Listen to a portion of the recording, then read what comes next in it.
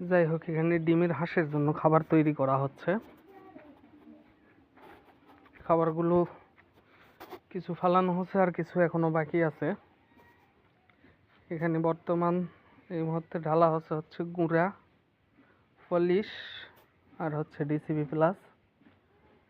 এখানে আছে এখনো ভুসি, ভুট্টার আটা, গম, আর এখানে আছে লেয়ার ফিট।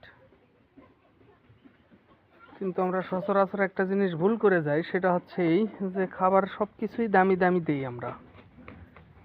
যেমন লেয়ার ফিট, তারপরে গুঁড়াটা একটু কম দামি, পলিশ, ডিসিবি প্লাস, ভুট্টা, গম, ভুসি সবই দামি দামি খাবার। কিন্তু এই দামি খাবারের মধ্যে কিছু কিছু ভুল করে যাই আমরা। সেটা হচ্ছে যে আমরা যে লবণটা ব্যবহার করি, সেটা অনেক সময় দেখা যায় কিছু কিছু খামারেই সেটা হচ্ছে আপনার লবণটা দেয় খোলাটা। তো আমি কখনোই খোলা লবণ ইউজ করি না, আমি এই যে এরকম প্যাকেট ইউজ করি।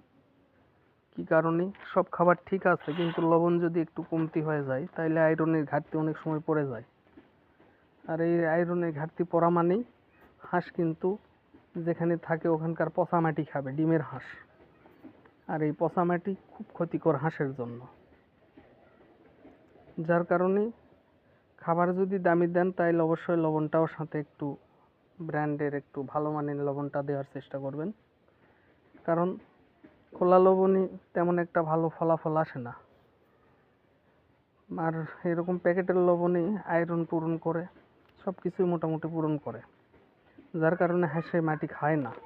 আর যদি হাঁসে মাটি না খায় তাহলে কিন্তু ভালো মাটি খেলে সমস্যা নেই, তবে যেখানে হাঁস থাকে ওখানকার ছাড়া তো অন্য কোথাও আর মাটি পাবে না।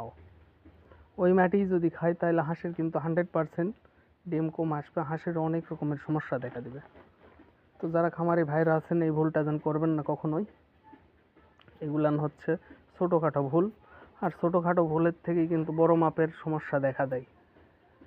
আর তখনই কিন্তু খামার রিজেক্ট করে দিতে হয়।